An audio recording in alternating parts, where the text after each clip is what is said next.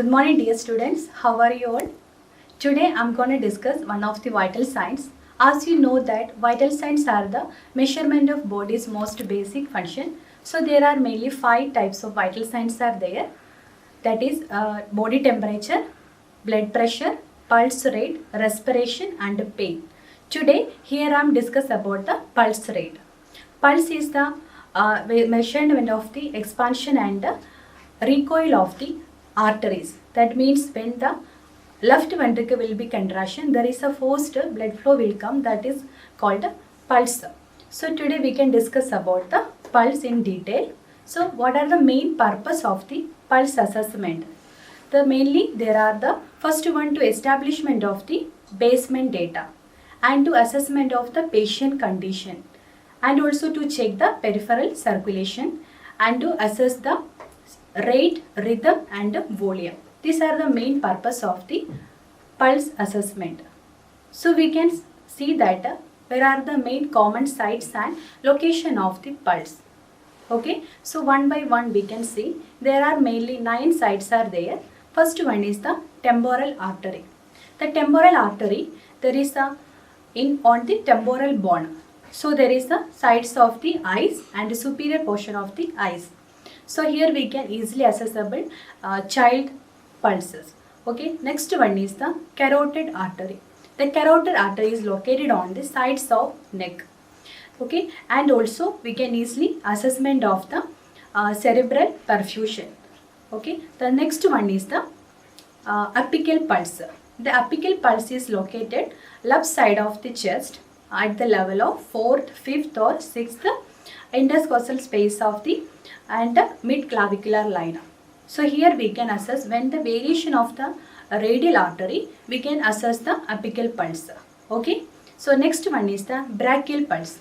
Brachial pulse is the medial antecubital surface. Here we can assess the blood pressure as well as lower arm circulation.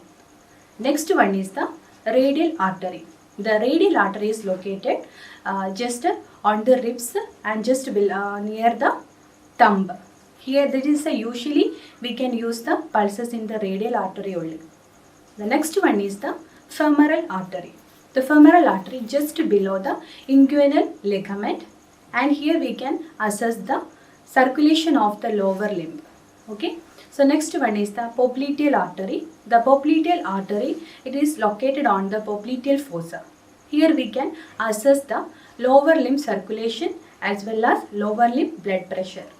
And next one is the posterior tibial artery. The posterior tibial artery located on the middle of ankle. Here we can assess the lower limb circulation as well as foot circulation.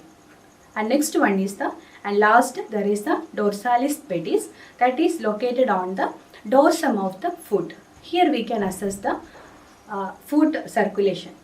Clear? So these are the 9 sites and location of the pulse. Now we can discuss about the what are the procedure of pulse taking. So before going to do the any procedure, we should arrange the articles. Here we can arrange the articles. First one is it is wristwatch and one pen and another one flow chart we have to need. After checking the pulse we have to mention there. Okay, so these are the articles we have to arrange before the procedure, and we can start the procedure. Okay, after and before procedure everyone should wash the hand. Those who are going to do the procedure, the hand washing will help to prevent the cross infection. So we can say after the hand washing we can see that we have to assess the patient. So that means we are going to explain the procedure what we are going to do. So that will be patient, we can will get the patient cooperation, as well as we have to ask the patient there is any nearby any activities done or not. If the patient is hard involved any activities, so we have to ask the patient for the wait 10 minutes or take the rest for 10 minutes. That will help to correct accurate pulse rate, because activity increase the pulse rate. So next we have to select the location site. Already 9 sites are location I already told, from which pulse we are going to assess. So normally we are usually which pulse we are going to assess, that is a radial pulse. Okay, so radial pulse we are going to assess. Next we have to see the patient comfortable position. We have to give the provide comfortable position to the patient to assessment of the pulse.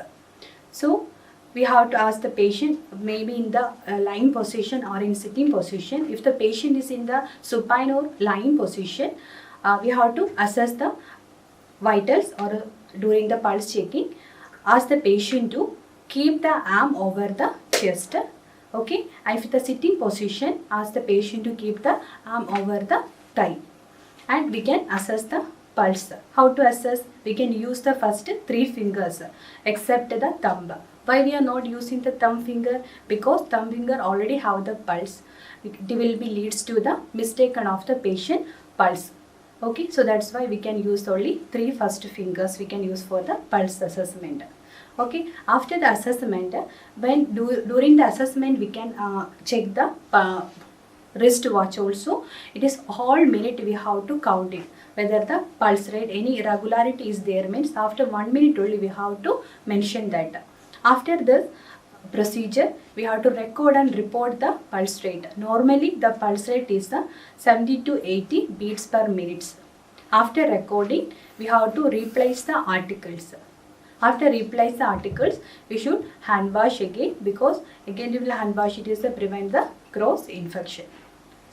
I hope you understand the assessment of pulse, examination of pulse assessment. Thank you.